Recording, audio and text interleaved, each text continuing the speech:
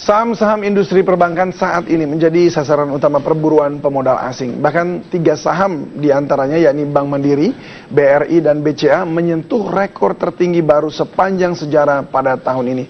Apa sebenarnya kekuatan saham-saham ini? Kita akan langsung bergabung bersama dengan Putri Permatasari. Putri. Ya David dan juga pemirsa, pada saat ini saham di industri perbankan memang menjadi saham yang paling diidolakan oleh para investor, khususnya oleh investor asing pada saat ini. Dan dari saham-saham yang menghuni sektor perbankan ada 3 diantaranya yang pada saat ini memang mencetak rekor tertinggi penutupan sepanjang sejarah. Lalu kita lihat saham-saham apa sajakah itu. Yang pertama adalah saham dari Bank Mandiri yang kemarin sempat melesat ke level penutupan tertinggi sepanjang sejarah, yaitu di posisi 12.475, meskipun memang pada perdagangan hari ini saham dari Bank Mandiri ini terkoreksi sekitar 1,16%.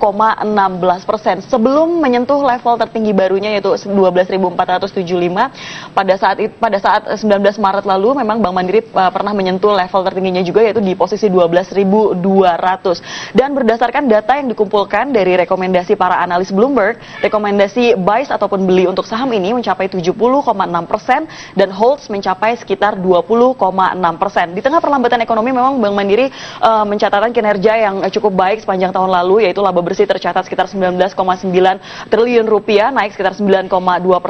Namun pada saat ini memang perlu diwaspadai bahwa bila guncangan mata uang pada saat ini rupiah ke dolar ini terjadi, ini akan berat bagi Bank Mandiri karena pada saat ini memang exposure dalam forex masih sangat besar. Lalu selain Bank Mandiri, ada saham-saham lain yang juga pada saat kemarin mencetak penutupan perdagangan baru, rekornya yaitu adalah saham dari Bank BRI yang mencetak rekor penutupan di posisi 13.275 pada perdagangan kemarin dan memang sempat menyentuh level tertingginya pada sekitar 19 Maret lalu di posisi 13.050 dan pada saat ini memang posisinya pun masih cukup tinggi di sekitar 13 ribuan angkanya. Kita ketahui berdasarkan data yang dikumpulkan dari para analis Bloomberg, rekomendasi untuk beli dari saham ini pun lebih tinggi dibandingkan saham Bank Mandiri. Rekomendasi belinya mencapai 76,3% dan holds mencapai sekitar 18,4%. Sepanjang tahun 2014, laba bersih dari Bank BRI tercatat sekitar 24,20 triliun rupiah, meningkat sekitar 14,35% dan peningkatan laba bersih tersebut memang ditopang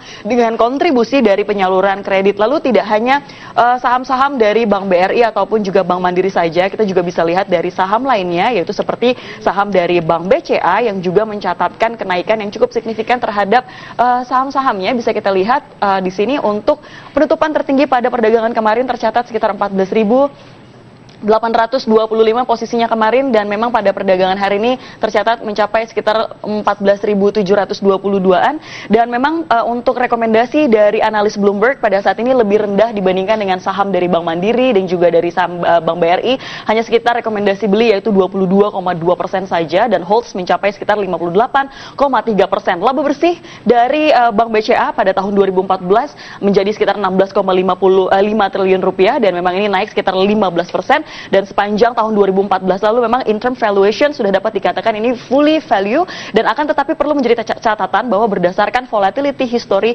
ketika terjadi gejolak ataupun fluktuasi banyak investor yang meninggalkan saham ini. Apa saja faktor pemicu naiknya ataupun tercatatnya rekor tertinggi untuk saham industri perbankan? Yang pertama adalah seperti yang tadi sudah saya sebutkan, kinerja perbankan di tahun 2014 yang kian membaik dan menurut data dari OECD bahwa margin perbankan di Indonesia merupakan margin tertinggi di kawasan ASEAN. Tapi ini juga bisa dikatakan bahwa sebenarnya perbankan Indonesia merupakan rentenir tertinggi di antara perbankan lain di kawasan ASEAN. Kemudian dominasi dari pergerakan saham-saham di perbankan pada saat ini memang mendominasi sekali indeks harga saham gabungan. Bahkan ketiga emiten tersebut pada saat ini porsinya ataupun bobotnya mencapai sekitar 18,7% terhadap pergerakan dari indeks. Nah, sehingga ketika indeks bergerak all time high tentunya ini akan berpengaruh terhadap indeks dari emiten tersebut. Lalu tantangannya apa pada tahun ini? Kita melihat bahwa risiko dari likuiditas ini masih bisa terjadi pada tahun ini khususnya untuk industri perbankan dan ini harus diwaspadai oleh para pelaku industri perbankan. Selain itu juga pertumbuhan kredit tahun ini yang diprediksi sulit beranjak dari realisasi tahun lalu karena memang ini terkait dengan pertumbuhan ekonomi. Jika pertumbuhan ekonomi bisa sesuai dengan target, maka pertumbuhan kredit juga bisa sesuai dengan targetnya. Namun faktor lain harus diperhatikan oleh para pelaku industri perbankan adalah faktor dari inflasi. Kita ketahui dengan kenaikan harga BBM ini tidak menentu, membuat para pelaku usaha juga semakin bingung dengan adanya kenaikan BBM tersebut. Dengan adanya mungkin potensi inflasi yang bisa terjadi, bukan tidak mungkin pertumbuhan dari suku bunga acuan Bank Indonesia juga masih bisa terjadi. David, kembali ke Anda.